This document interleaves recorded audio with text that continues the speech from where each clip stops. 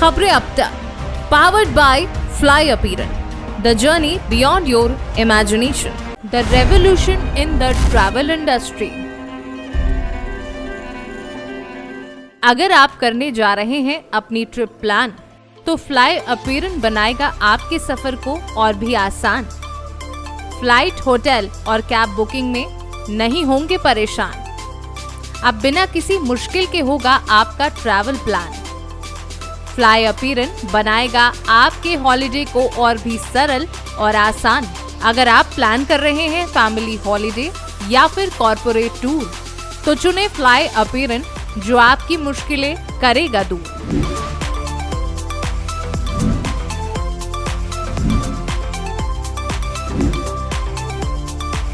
Fly Appearan, the journey beyond your imagination. नमस्कार, मैं ऋचा सिंह, आप सभी का स्वागत है खबरें अब तक में। खबरें अब तक में आज बात होगी सेंगोल को लेकर शुरू हुए विवाद की, सैम पित्रोदा के घर वापसी की और सदन में शुरू हुए हंगामे की। साथ ही आज की सभी मुख्य घटनाओं पर चर्चा करेंगे विस्तार से। लेकिन उससे पहले एक नजर डाल लेते हैं आज की हेडलाइंस पर। सदन में राष्ट्रपति का 50 मिनट का अभिभाषण, सेनाओं में सुधार का किया दावा। 18वीं लोकसभा के पहले संसद सत्र के चौथे दिन राष्ट्रपति द्रौपदी मुर्मू का अभिभाषण हुआ। 50 मिनट के भाषण में राष्ट्रपति ने हर मुद्दे पर बात की। उन्होंने कहा पेपर लीक करने वालों को कड़ी सजा दिलाई जाएगी। उन्होंने सेना को आत्मनिर्भर बनाने की तैयारियां भी बताई। बंगाल में हॉकरों को अतिक्रमण हटाने के लिए 1 महीने का समय, बंगाल सरकार ने गठित किया पैनल। पश्चिम बंगाल की मुख्यमंत्री ममता बनर्जी ने राज्य भर में फुटपाथों से फेरी वालों को हटाने और सरकारी जमीन पर अवैध अतिक्रमण को लेकर गुरुवार को एक आपात बैठक की अध्यक्षता की। बैठक में मुख्यमंत्री ममता बनर्जी ने फेरी वालों को फुटपाथ और सड़क के उन हिस्सों को खाली करने के लिए 1 महीने का नोटिस जारी किया जिन पर उन्होंने अतिक्रमण किया है। नीट मामले में सीबीआई के हाथ लगी बड़ी कामयाबी, पटना से 2 लोग किए गए गिरफ्तार। नीट मामले की जांच कर रही सीबीआई की टीम ने पटना में गिरफ्तारी की है। दरअसल सीबीआई की टीम ने पटना से 2 लोगों को गिरफ्तार किया है। गिरफ्तार आरोपियों के नाम मनीष प्रकाश और आशुतोष कुमार है। आशुतोष छात्रों के लिए सेफ हाउस की व्यवस्था कर रहा था और मनीष प्रकाश वहां अभ्यर्थियों को लर्न प्ले स्कूल ले जाता था। दिल्ली की जल मंत्री आतिशी को अस्पताल से मिली छुट्टी, जल संकट को लेकर कर रही थी अनशन। दिल्ली की मंत्री आतिशी को आज यानी गुरुवार सुबह अस्पताल से छुट्टी दे दी गई। आतिशी की तबीयत अनशन के दौरान बिगड़ गई थी, जिसके बाद उन्हें अस्पताल में भर्ती कराया गया। दिल्ली में जल संकट के खिलाफ अनशन पर थी आतिशी। शेयर बाजार की छलांग जारी, सेंसेक्स 79,000 पार कर नए हाई पर। घरेलू शेयर बाजार की नई ऊंचाइयों पर पहुंचने का सिलसिला हफ्ते के चौथे कारोबारी दिन भी जारी रहा। शुरुआती उतार चढ़ाव के बाद गुरुवार को सेंसेक्स 568 अंकों की बढ़त के साथ पहली बार 79,243 के स्तर पर बंद हुआ। दूसरी ओर निफ्टी 175 अंकों की बढ़त के साथ 24,044 के स्तर पर बंद हुआ। तो ये तो थी आज की हेडलाइंस, लेकिन आगे बढ़ने से पहले आपको आज की वायरल वीडियो से रूबरू करवा देते हैं। 18वीं लोकसभा सत्र के पहले ही दिन संसद में कुछ न कुछ हंगामा देखने को मिल रहा है। कभी इमरजेंसी के बयान को लेकर तो कभी सेंगोल के हटाने की मांग को लेकर सांसदों में विवाद की स्थिति बनी हुई है। संसद सत्र के चौथे दिन भी संसद के अंदर वैसा ही माहौल देखने को मिला है, जिसमें शपथ के वक्त स्पीकर काफी गुस्से में नजर आए। कांग्रेस सांसद शशि थरूर ने सत्र के चौथे दिन लोकसभा सदस्य के रूप में शपथ ली। इस दौरान स्पीकर ओम बिरला कांग्रेस सांसद दीपेंद्र हुड्डा पर नाराज हो गए, जिसका वीडियो सामने आया है। आप भी देखिए। जय संविधान।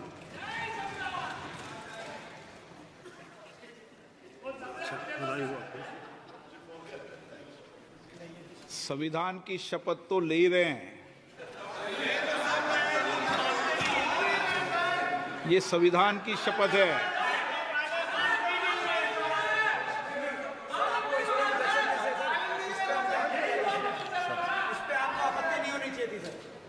किस पे आपत्ति नहीं हो, सलाह मत दिया करो। चलो बैठो, चलिए। दरअसल शपथ लेने के बाद शशि थरूर जय संविधान का नारा लगाते हुए नजर आए, जिसके बाद उन्होंने स्पीकर ओम बिरला से हाथ मिलाया, जहां पर ओम बिरला ने उनके नारा लगाने वाली बात पर कहा कि आप संविधान की शपथ तो ले रहे हैं, तो इसे बोलने की क्या जरूरत है। ओम बिरला के नारे पर आपत्ति जताने के बाद शशि थरूर के समर्थन में अन्य कांग्रेस के सांसद खड़े होकर विरोध जताने लगे, जिसमें से कांग्रेस सांसद दीपेंद्र हुड्डा ने स्पीकर के आपत्ति जताने का विरोध दिखाते हुए कहा कि आपको इस पर आपत्ति नहीं होनी चाहिए। इसके जवाब में ओम बिरला ने हुड्डा पर भड़क गए। फिलहाल खबरें अब तक में बात करते हैं अपनी पहली खबर के बारे में। 18वीं लोकसभा का पहला सत्र शुरू हो गया है और आज सत्र का तीसरा दिन है। मैं बीते दिन स्पीकर के नाम का भी ऐलान हो गया है। कोटा से सांसद और बीजेपी नेता ओम बिरला को दूसरी बार स्पीकर बनाया गया है। वहीं नवनिर्वाचित लोकसभा सदस्यों के शपथ ग्रहण और स्पीकर चुनाव के बाद आज राष्ट्रपति द्रौपदी मुर्मू दोनों सदनों के संयुक्त सत्र को संबोधित कर रही हैं। इन सब के बीच संसद में स्थापित किए गए सेंगोल पर सियासत गरमा गई है। जी हां, विपक्षी दलों ने संसद भवन में स्पीकर के आसन के पास रखे सेंगोल को हटाने की मांग शुरू कर दी है। समाजवादी पार्टी ने सेंगोल को राजशाही का प्रतीक बताते हुए उसे हटाकर उसकी जगह संविधान को स्थापित करने की मांग की है, जिसको लेकर सियासत तेज हो गई है। आप भी देखिए। हंगामे के बीच लोकसभा के पहले सत्र की शुरुआत हो गई है और इसी बीच एक नया बवाल शुरू हो गया है। वो है सदन में रखे सेंगोल को हटाने का। संसद में इंडिया गठबंधन की संख्या बढ़ते ही विपक्षी दलों के सांसद अपनी हर वो बात मुखरता से कह रहे हैं जो वो पिछली सरकार में नहीं कह पा रहे थे। इसी बीच मोहनलालगंज से समाजवादी पार्टी के लोकसभा सांसद आर.के. चौधरी ने एक नई मांग करते हुए बहस छेड़ दी है। उन्होंने स्पीकर और प्रोटेम स्पीकर को चिट्ठी लिखकर संसद में लगे सेंगोल पर सवाल उठाते हुए उसे हटाने की मांग की है और उसकी जगह संविधान को रखने की मांग की गई है। बता दें, सेंगोल दरअसल सोने की छड़ी है जिस पर पारंपरिक कलाकृति बनी है। इसके सिर पर नंदी विराजमान है। सेंगोल का चोल वंश से गहरा नाता होता है। चोल काल के दौरान राजाओं के राज्याभिषेक समारोह में सेंगोल का बहुत महत्व था। ये एक भाले या ध्वज दंड के रूप में कार्य करता था, जिसमें बेहतरीन नक्काशी थी। सेंगोल को अधिकार का प्रतीक माना जाता था, जो एक शासक से दूसरे शासक को सत्ता सौंपते वक्त देता था। गौरतलब है कि नए संसद भवन में सेंगोल को स्थापित किया गया था। इस सेंगोल को देश को आजादी मिलने के वक्त 14 अगस्त 1947 की रात अंग्रेजों ने सत्ता हस्तांतरण के प्रतीक स्वरूप पंडित जवाहरलाल नेहरू को सौंपा था। बाद में ये कई हाथों से होते हुए गुमसी हो गई, जिसके बाद मोदी सरकार ने इसका पता लगवाया और फिर तमिलनाडु के एक मंदिर से इसे लाया गया। मोदी सरकार ने इसे बड़े ही धूमधाम से स्थापित किया था, लेकिन अब सपा सांसद ने इस पर सवाल खड़े कर नई बहस को जन्म दे दिया है। अब ये विवाद कहां तक जाता है देखने वाला विषय होगा और ये ऐतिहासिक सेंगोल सदन से हटाया जाता है कि नहीं, ये भी बड़ा सवाल है। खैर चलिए, इसी के साथ खबरें अब तक में बढ़ते हैं अपनी अगली खबर की ओर। कांग्रेस नेता सैम पित्रोदा की एक बार फिर घर वापसी हो गई है। जी हां, सैम पित्रोदा को एक बार फिर ओवरसीज कांग्रेस का अध्यक्ष बनाया गया है। दरअसल हाल ही में हुए लोकसभा चुनाव के दौरान उन्होंने अपने विवादित बयानों के बाद पद से इस्तीफा दे दिया था, जिसके बाद खबरें आई थी कि कांग्रेस ने उन्हें पद से हटा दिया है। लेकिन सैम पित्रोदा की वापसी से एक बार फिर कांग्रेस विवादों के घेरे में आ गई है। कहा यह भी जा रहा है कि सैम पित्रोदा को दोबारा अध्यक्ष बनाकर कांग्रेस ने अपना ही नुकसान किया है। ऐसा क्यों, आइए जानते हैं। सैम पित्रोदा एक बार फिर ओवरसीज कांग्रेस के अध्यक्ष बन गए हैं। सैम की नियुक्ति को लेकर कांग्रेस ने एक प्रेस रिलीज जारी की है। इसमें वरिष्ठ नेता के.सी. वेणुगोपाल ने आधिकारिक घोषणा में कहा कि कांग्रेस अध्यक्ष सैम पित्रोदा को तत्काल प्रभाव से भारतीय ओवरसीज कांग्रेस का अध्यक्ष फिर से नियुक्त किया है। आपको बता दें कि सैम पित्रोदा वही शख्स हैं जिन्होंने लोकसभा चुनाव के वक्त कांग्रेस को काफी मुश्किलों में डाल दिया था। उनकी तरफ से विरासत टैक्स वाला सियासी बम भी फोड़ा गया था, जिसने चुनाव का नैरेटिव ही बदल कर रख दिया। उसके बाद रंगभेद वाला बयान भी पित्रोदा की तरफ से ही आया, जिसने फिर चुनाव में बीजेपी को हमला करने का बड़ा मौका दिया। पीएम मोदी ने खुद कांग्रेस पर जमकर निशाना साधा था और सैम पित्रोदा को भारत विरोधी करार दिया था, जिसके बाद कांग्रेस ने अपना पल्ला झाड़ते हुए उन्हें अस्वीकार्य करार दिया था। वहीं कुछ दिन बाद सैम पित्रोदा ने 8 मई को भारतीय ओवरसीज कांग्रेस के अध्यक्ष पद से इस्तीफा दे दिया था। ऐसे में कहा जा रहा है कि सैम पित्रोदा अपने बड़बोले अंदाज के लिए जाने जाते हैं। इसलिए दोबारा वो कोई ऐसा विवादित बयान ना दे दें जिससे एक बार फिर कांग्रेस को इसका हर्जाना भुगतना पड़े और माफी मांगनी पड़े। हालांकि सैम पित्रोदा को दोबारा अध्यक्ष बनाने के पीछे कांग्रेस की क्या योजना है, इसको लेकर अभी कुछ नहीं कहा जा सकता है, लेकिन अब सैम पित्रोदा को अपने बयानों पर थोड़ा काबू पाने की जरूरत जरूर है। खैर, खबरें अब तक में बढ़ते हैं अपनी अगली खबर की ओर। नई सरकार के गठन के बाद 18वीं लोकसभा का संसद सत्र चल रहा है, लेकिन इस बार भी वो उम्मीद टूट गई जो हर बार संसद सत्र से लगाई जाती है, और वो उम्मीद है शांति की उम्मीद। सांसदों की शपथ ग्रहण से लेकर स्पीकर चुनाव और आज राष्ट्रपति के संबोधन तक कुछ भी 100% ईमानदारी से होता नजर नहीं आया। शपथ ग्रहण में जहां सांसदों ने अपने हिसाब से जय संविधान के साथ अपने नेता की जय की, तो किसी ने जय फिलिस्तीन तक का नारा लगाया। वहीं कल लोकसभा स्पीकर चुनाव के बाद जहां विपक्ष ने परोक्ष रूप से लोकसभा अध्यक्ष को ताना मारा, तो उन्होंने भी आपातकाल पर बोलकर कांग्रेस का जी जलाया। और आज देश के राष्ट्रपति द्रौपदी मुर्मू ने भी अपने अभिभाषण में आपातकाल का गैर जरूरी जिक्र करके एक विवाद की शुरुआत जरूर कर दी है। देखिए ये रिपोर्ट और जानिए क्यों आखिर आपातकाल के मुद्दे को संसद में विपक्ष को चुभाने के लिए किया जा रहा है इस्तेमाल। 18वीं लोकसभा में जब सालों बाद यह अनुभव हुआ कि विपक्ष दमदार होगा, कुर्सियां दोनों तरफ बराबर भरी होंगी, मुद्दों को उठाया जाएगा और जनता का भला होगा, लेकिन उससे पहले ही संसद की शुरुआत ने एक अलग ही शंका पैदा कर दी है। संसद में विपक्ष को सवाल से पहले ही जवाब देने की तैयारी की जा रही है और इसकी शुरुआत कल स्पीकर चुनाव के साथ कर दी गई।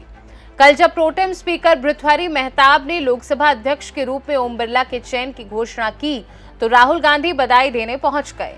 प्रधानमंत्री नरेंद्र मोदी ने भी राहुल को आते देख इशारे से कहा, आइए। राहुल पहुंचे तो पहले बिरला और फिर मोदी से हाथ मिलाया। तब तक संसदीय कार्य मंत्री की हैसियत से किरेन रिजिजू भी आए और तीनों ने मिलकर ओम बिरला को अध्यक्ष के आसन तक पहुंचाया। तब ऐसा लगा जैसे सत्ता पक्ष और विपक्ष में जो खाई पैदा हुई वो पट चुकी है। लेकिन कुछ ही समय बाद ऐसी स्थिति बन गई जिसे लगा कि क्या संसद में शांति की उम्मीद भी की जा सकती है।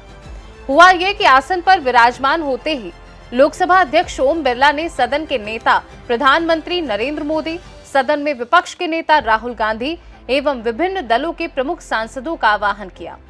प्रधानमंत्री के बधाई भाषण के बाद राहुल गांधी, अखिलेश यादव समेत विपक्षी सांसदों ने संक्षेप में अध्यक्ष को बधाई दी, लेकिन राहुल गांधी और अखिलेश यादव ने लोकसभा अध्यक्ष से ये कह डाला कि उम्मीद है कि विपक्ष की बात सुनी जाएगी, उनकी आवाज को दबाया नहीं जाएगा। लेकिन ठीक इसी के बाद खुद लोकसभा अध्यक्ष इस बार पर पलटवार करते नजर आए और सीधे आपातकाल का जिक्र कर दिया। दरअसल लोकसभा अध्यक्ष ने अपने पहले वक्तव्य में 50 साल पहले तत्कालीन इंदिरा गांधी सरकार द्वारा देश पर थोपे गए आपातकाल की जोरदार निंदा की और सदन का माहौल अचानक से बदल गया। इस पर कांग्रेस पार्टी के सांसद खड़े हो गए और शोर करने लगे। वहीं आज सदन में राष्ट्रपति के अभिभाषण में 1975 के आपातकाल का गैर जरूरी जिक्र आया। राष्ट्रपति ने एक तरह से लोकसभा स्पीकर का अनुसरण किया। उन्होंने क्या कहा, सुनिए।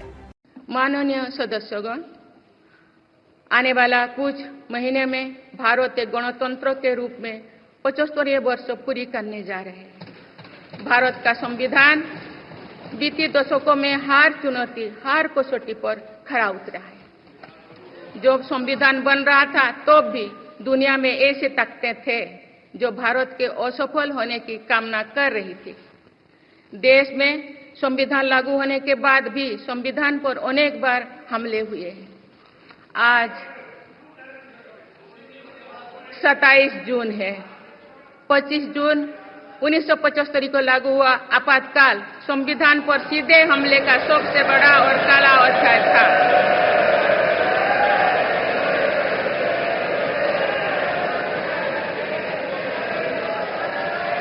तो पूरे देश में हाहाकार मच गया था, लेकिन ऐसी असंवैधानिक ताकतों पर देश ने विजय प्राप्त करके दिखाया, क्योंकि भारत के मूल में गणतंत्र की परंपराएं रही है।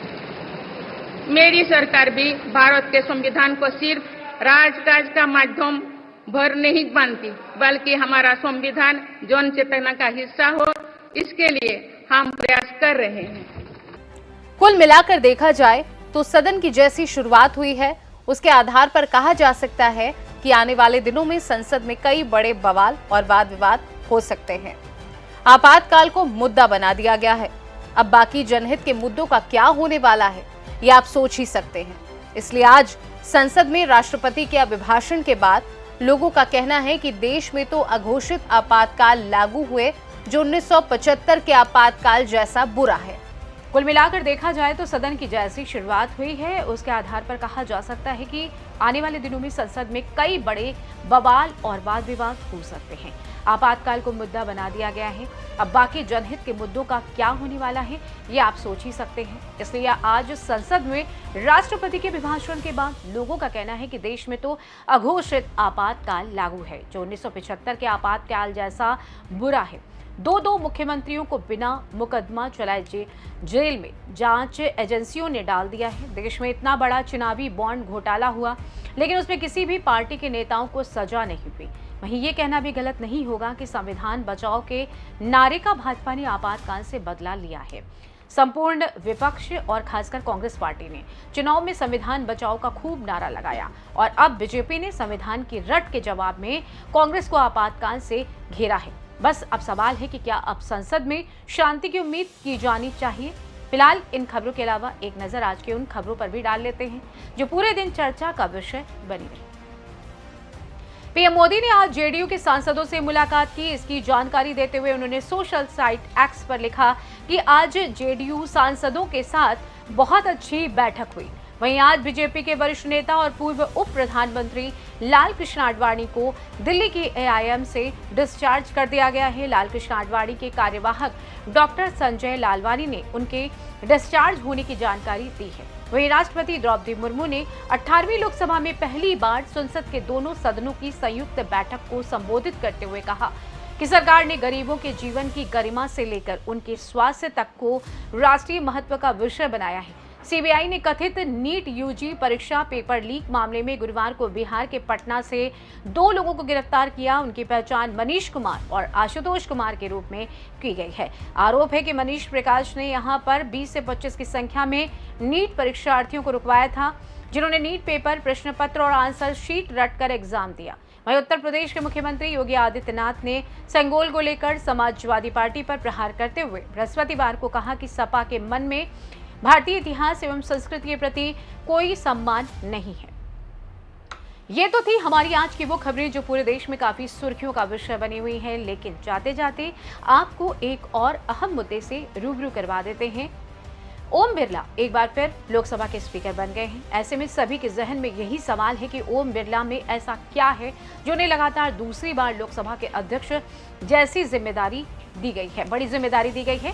आपको बता दें कि अपने कोटा शहर में जरूरतमंद लोगों को कपड़े, दवाएं, भोजन पहुंचाते पहुंचाते बिरला कब राष्ट्रीय राजनीति के सितारे बन गए, ये एक अद्भुत कहानी है।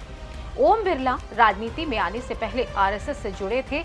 उनके मन में समाज सेवा की भावना इसी संगठन से उपजी और वे विविध प्रकल्पों के माध्यम से इसी काम में रम गए। इस तरह वे बहुत संवेदनशील और बड़े दिल वाले सामाजिक कार्यकर्ता और राजनेता की तरह सामने आते रहे हैं। उनका राजनीतिक सफर भी काफी दिलचस्प रहा है। 3 बार को कोटा के सांसद रहे हैं। उनकी गिनती भाजपा के दिग्गज नेताओं में होती है। यही कारण है कि पीएम मोदी ने एक बार फिर ओम बिरला पर अपना भरोसा जताया है। ऐसे में उम्मीद की जानी चाहिए कि ओम बिरला अपने बड़े दिल से सदन की गरिमा को नई ऊंचाई प्रदान करेंगे। फिलहाल तो उन्हें शुभकामनाएं दी जा सकती हैं। खैर, आपकी इस मुद्दे पर क्या राय है, हमें कमेंट करके जरूर बताइएगा। तब तक मुझे दीजिए इजाजत। जाते जाते हम आपको छोड़ जाते हैं आज के सुविचार के साथ। नमस्कार। बीते कल का अफसोस और आने वाले कल की चिंता दोनों ऐसे चोर हैं जो हमारी आज की खूबसूरती चुरा लेते हैं।